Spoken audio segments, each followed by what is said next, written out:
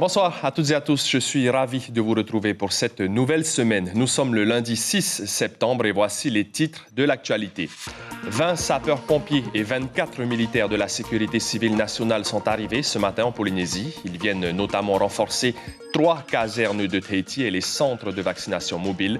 Nous avons suivi les premières heures sur le Fénois d'une des équipes de sapeurs-pompiers fraîchement débarquées.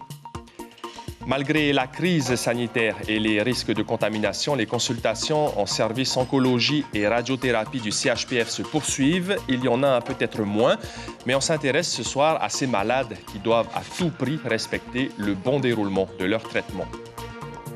Focus ce soir également dans notre décryptage avec Caroline Fari sur une étude de l'Agence nationale du médicament sur les effets secondaires du vaccin. Les chiffres, vous allez le voir, sont beaucoup moins importants que ce que nous laissent penser les fake news notamment. Le responsable de la plateforme Covid en Polynésie sera aussi avec nous en direct dans ce journal avec Manouté Agué. Nous allons faire un état des lieux de la situation sanitaire au Fénois, mais aussi de la campagne de vaccination. Après avoir détecté et isolé 7 cas Covid, la Nouvelle-Calédonie a décidé de se confiner à nouveau à partir de mardi midi, et cela pour les 15 prochains jours. On fera le point dans ce journal avec les journalistes de Calédonie la première. Le secteur représente une manne financière de 3 milliards de francs chaque année pour la Polynésie française. Aujourd'hui, les croisières privées de luxe sont à l'arrêt et pour les prestataires de services, cela représente un important manque à gagner. Le reportage à la fin de cette édition.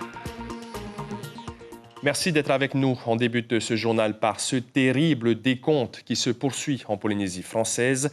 33 victimes supplémentaires ce week-end au CHPF du Taoné. La barre des 500 décès a été largement dépassée. Nous en sommes à 513 victimes officiellement recensées, 290 personnes hospitalisées, en plus d'une soixantaine en réanimation. Dans ce contexte toujours très difficile, un détachement de 44 sapeurs-pompiers et militaires de la sécurité civile nationale est arrivé à Tahiti ce matin, tous volontaires. Ils viennent prêter main forte aux équipes de vaccination et d'intervention. Evar Apoto et Heidi Enko ont suivi le contingent de sapeurs-pompiers destiné à renforcer la caserne de Punaoya. Vous avez fait un bon voyage? Bonjour, oui, très bon voyage. Pas très lent? Non, ça a été très bien. Excellent. Un peu long, mais on a dormi, donc c'est passé très vite. Dans quel état d'esprit vous êtes en ce moment? On est très content d'être là et très motivés. Voilà. Les voilà, les 44 pompiers venus de tout l'Hexagone pour renforcer les équipes du Fénois à bout de souffle. L'articulation pour la dépose des bagages, donc ça, il faut qu'on voit juste avant. Et sinon, ce sera juste ça. C'est bon pour vous? Ok. C'est du personnel qui était d'astreinte nationale en métropole. Pour la plupart, ils ont fait quelques jours avant les feux de Gonfaron. Et si on doit se rapporter à la mission, ils ont déjà armé des centres de vaccination dans le Var. Donc c'est du personnel qui a déjà la maîtrise du savoir-faire et qui sera à même de s'adapter à la situation locale. Sur place, le maire de Punaoya venu accueillir les 10 pompiers qui seront affectés dans sa commune. La caserne est d'ailleurs le premier arrêt demandé par le groupe. L'occasion de rencontrer leurs collègues polynésiens avec lesquels ils seront sur le terrain. À Punaoya, les pompiers sont à flux tendu depuis près de 2 mois.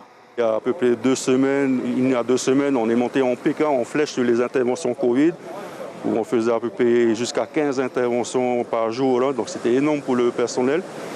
Donc en moyenne, par intervention, on compte à peu près 1h30 d'intervention.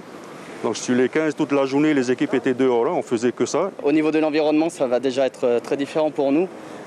Donc il va falloir s'adapter. Après, on n'est pas inquiet, on a été très bien reçus avec les sapeurs-pompiers locaux. Donc on sait qu'on va avoir beaucoup de travail par rapport au Covid. Mais bon, on est formé pour ça. On a déjà vécu cette situation. Donc on est prêt à vous aider. C'est dans cette petite pension de famille que le groupe sera hébergé pour l'ensemble du séjour.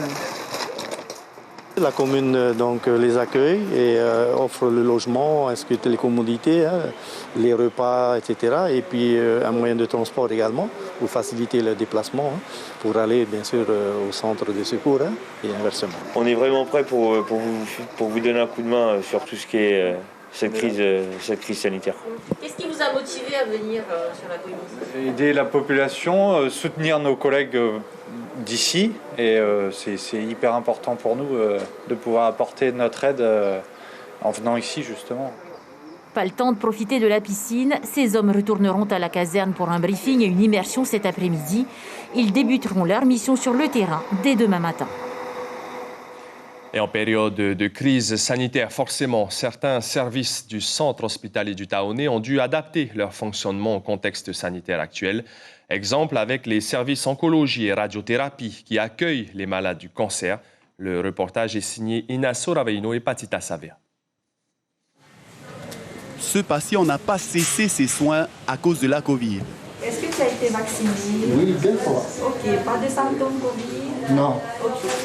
Il sait par contre qu'avant d'y avoir accès, il devra montrer patte blanche et c'est Hereiti qui se charge des premières questions. Je demande s'ils sont vaccinés. Si oui, je prends la température. S'ils n'ont pas de fièvre, je les envoie directement à l'intérieur. S'ils ne sont pas vaccinés, je leur demande s'ils ont fait le test PCR 48 heures avant.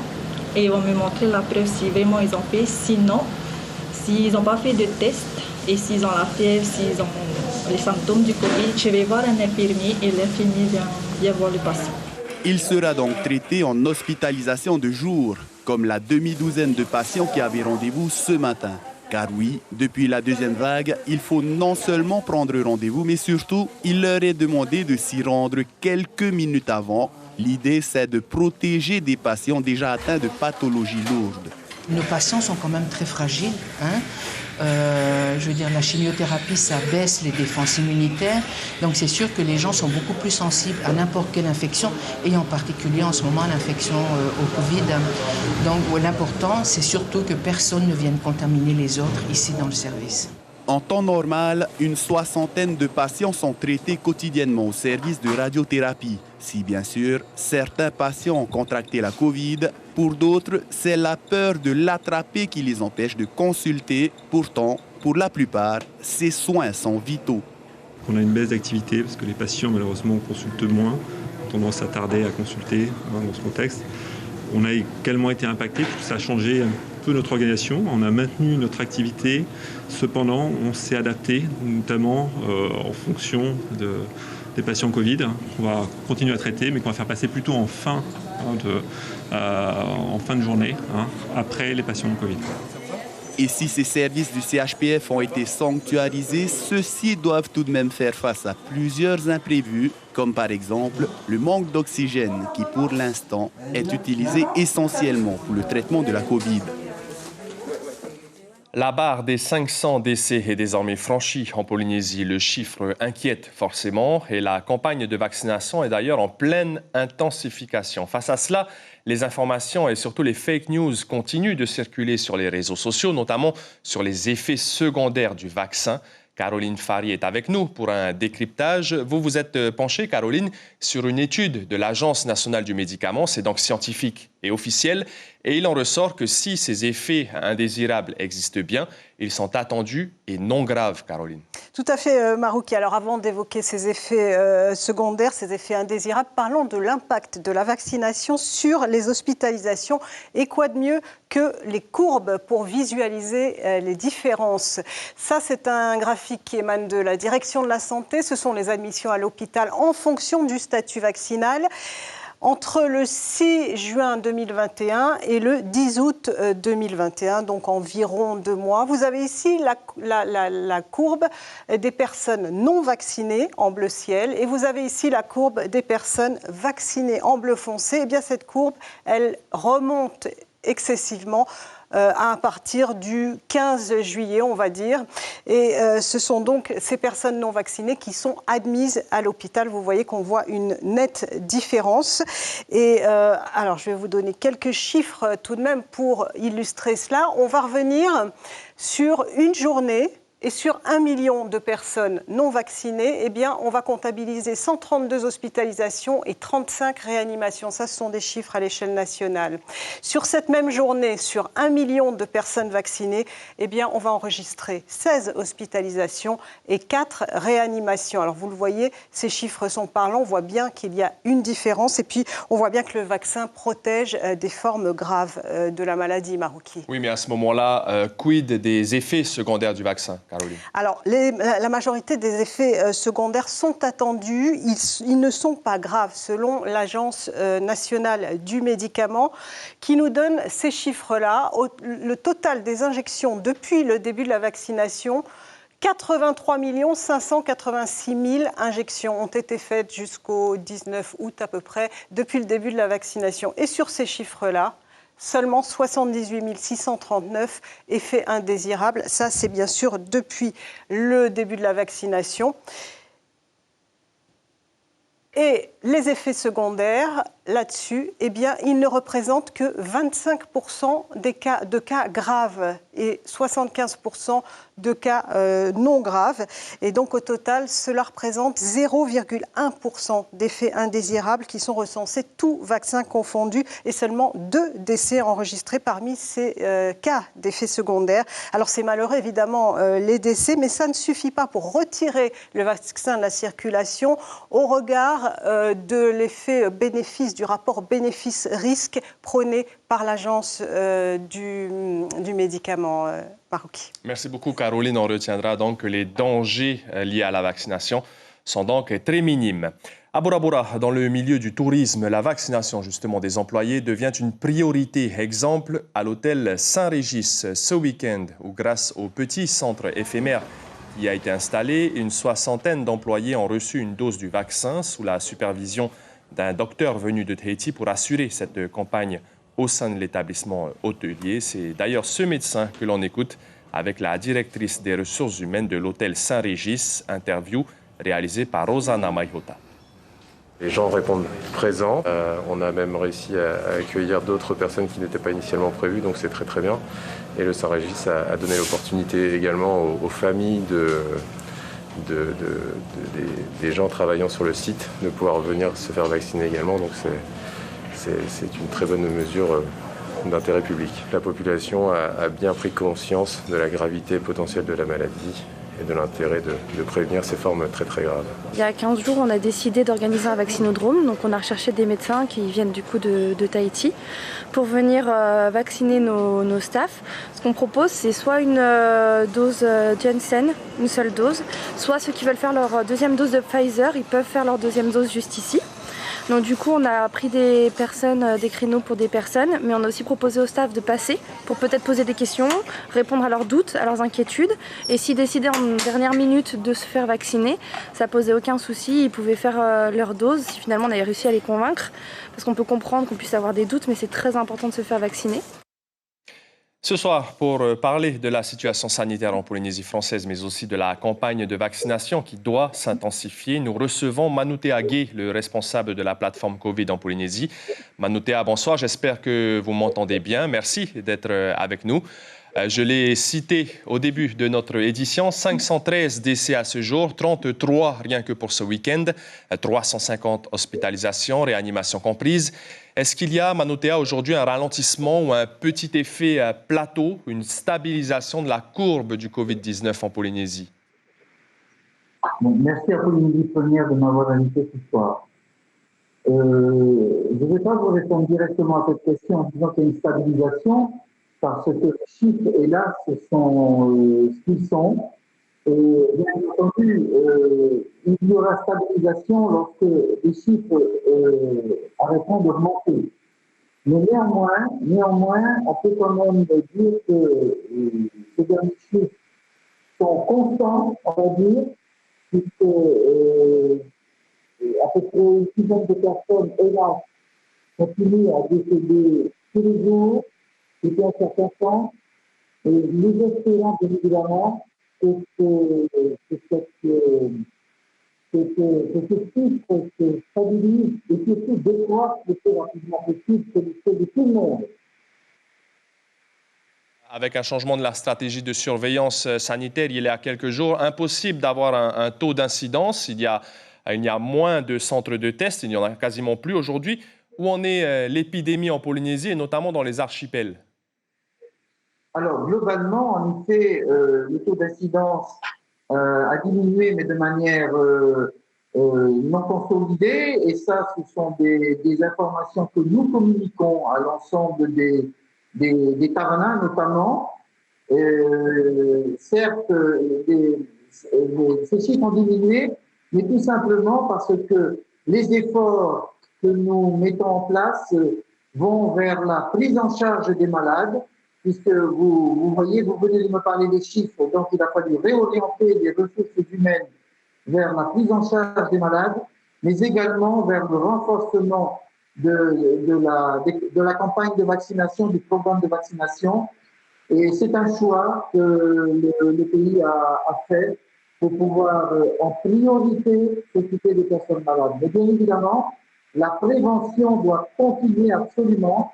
Et encore une fois, je lance un appel à la population. Le meilleur moyen, c'est de ne pas l'attraper, ce virus.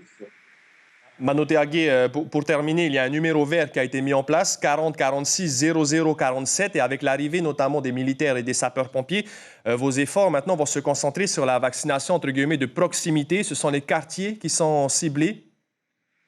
Oui, justement, grâce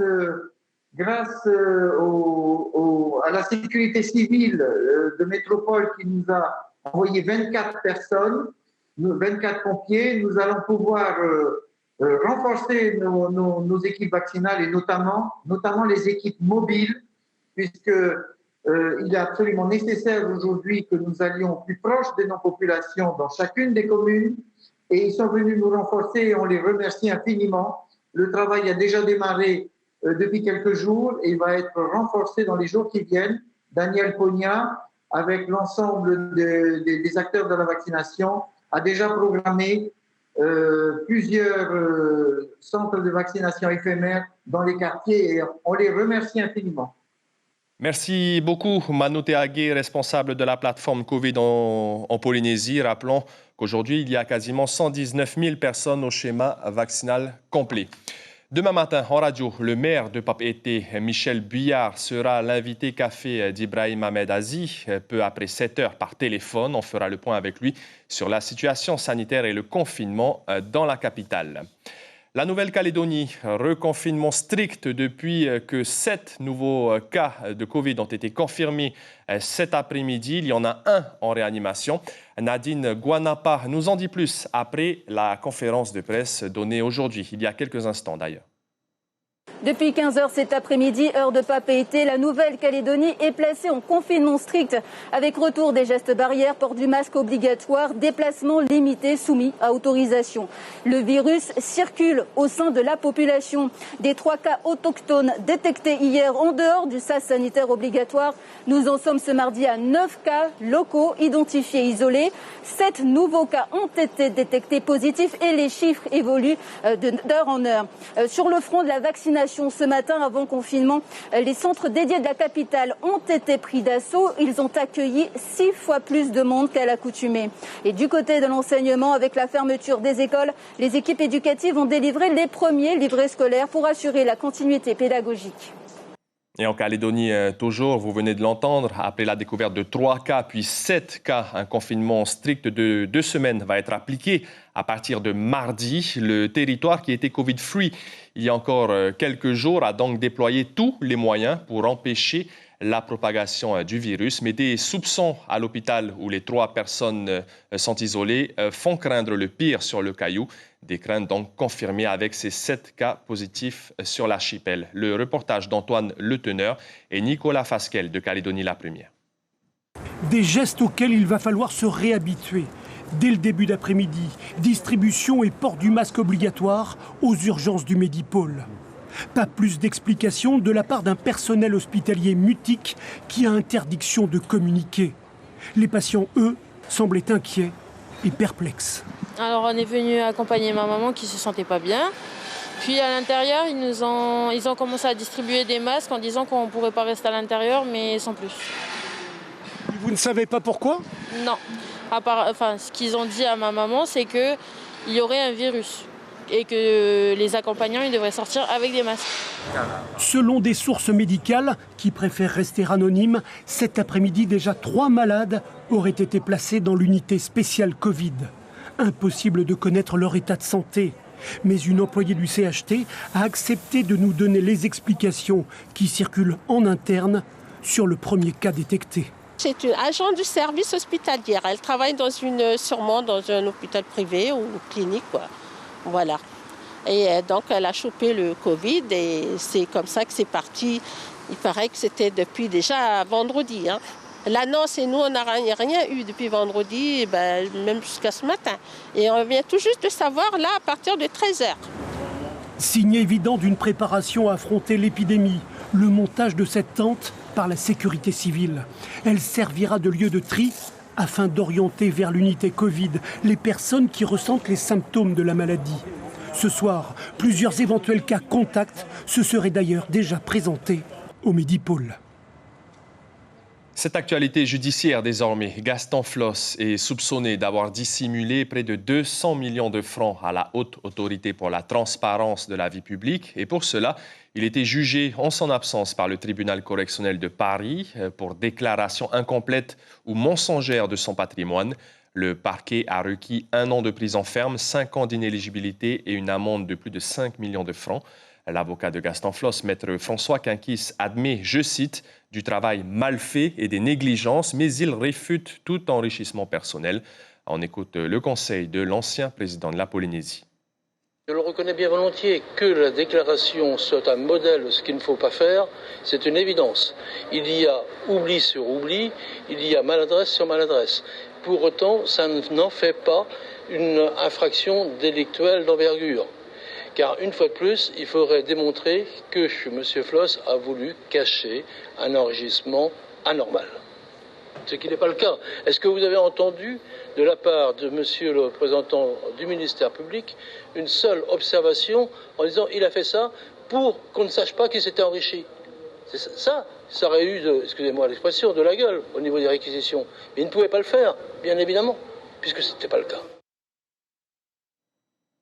On s'intéresse désormais au domaine de la croisière privée qui rapporte chaque année au pays près de 3 milliards de francs CP. La vague du Covid version Delta et les dernières restrictions sont un coup dur pour le secteur et les prestataires du Fénois qui gravitent autour de cette économie. On fait le point avec Chiquita Teivadaruzes et Marcel Bono. C'est un coup dur pour la grande plaisance. À la Marina Taina, pas moins d'une 60aine de yachts de luxe sont accueillis par Victor en temps normal. Une clientèle fortunée qui privilégie chaque année la destination Polynésie. Mais lorsqu'on déclare que Tahiti est en confinement et qu'il y a des contraintes pour se rendre d'île en île, eh bien cela décourage. Depuis le début de l'année, une dizaine de yachts seulement se sont payés le luxe d'un séjour au paradis. Cette année, c'est un petit peu plus dur. Autant l'année dernière, la découverte du Covid, etc., a fait que tout était très compliqué, très nouveau. Mais on a quand même réussi à faire une belle saison. En juillet, le 15 juillet, quand le pays a réouvert les frontières, tous les yachts ont voulu revenir à Tahiti. Donc on a eu une très très belle saison, de juillet jusqu'à la fin de l'année. Et cette année, je pense que le confinement est tombé au mauvais moment. C'est un hasard, c'est un pur hasard. Les yachts prévoyaient de venir à Tahiti et le confinement est arrivé au même moment. Donc ils ont tous soit annulé, soit repoussé. Victor organise aussi le séjour des voyageurs et de leur équipage. Terminés les groupes de danse à bord, les excursions et autres distractions, les contraintes sanitaires en vigueur sont autant de freins que la destination n'est plus aussi attractive. Ils aimeraient beaucoup faire du sport. Il y a pas mal de jeunes, ils sont tous jeunes à bord des yachts. Ils veulent surfer, ils veulent aller faire des randonnées en montagne. Donc ils sont un petit peu déçus, on va dire. Après, c'est des marins professionnels, donc ils travaillent. C'est juste les week-ends où ils ne peuvent pas vraiment en profiter, ni sortir le soir, les bars sont fermés. Pour l'instant, seuls certains prestataires de l'agence, comme les chauffeurs de taxi, arrivent encore à s'en sortir, quand d'autres sont complètement à l'arrêt. On a eu une période de Covid qui nous a déjà fait un petit peu mal. Là, il y a de nouveau un petit épisode. Du coup, c'est problématique pour tout le monde. Ta clientèle a baissé quand même depuis le... Ah oui, beaucoup, beaucoup. des fois, il n'y en a que 2. Des fois, ça peut aller jusqu'à 6. Comme tous les professionnels du tourisme, les agences maritimes espèrent que la situation sanitaire va s'améliorer pour pouvoir offrir à nouveau aux clients une croisière privée de rêve. C'est un monument, un monstre sacré du cinéma français qui nous a quittés cette nuit. L'acteur Jean-Paul Belmondo s'est éteint à l'âge de 88 ans. Bébel, comme il était surnommé, c'est une machine à succès. Plus de 50 ans de carrière, 85 films et 32 pièces de théâtre. Sa légende s'est faite grâce notamment à des films comme Le Magnifique, Le Guignolo ou encore L'As des As. Il était déjà venu en Polynésie durant sa carrière pour y tourner quelques séquences, du film Tendre Voyou en 1966 et puis à la fin des années 80 pour Itinéraire d'un enfant gâté de Claude Lelouch, film qui lui a valu le César du meilleur acteur en 1989. À retenir dans l'actualité de ce lundi 6 septembre, la barre des 500 décès a été largement dépassée ce week-end. On dénombre désormais 513 victimes du Covid-19 en Polynésie. La quarantaine de pompiers et de militaires a, elle, été déployée ce lundi matin, notamment pour la vaccination. À noter, pendant ce temps, avec 7 cas positifs, la Nouvelle-Calédonie va passer en confinement mardi, et cela pour les 15 prochains jours. À la télévision, ce soir, après ce journal, la série française Disparition inquiétante, une affaire personnelle, la série The Day, juste après cela, et en fin de soirée, 2 documentaires sur des territoires du Pacifique. Dans la presse écrite, demain mardi, la dépêche de Tahiti titre sur les Tahiti Info, titre sur les entreprises dans le flou.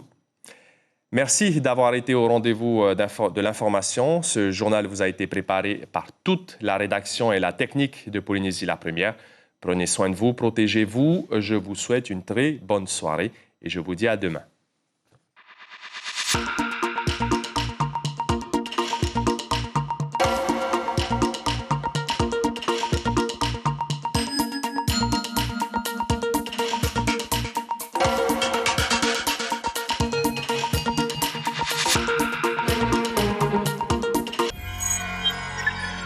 Retrouvez ce programme en replay sur notre site internet.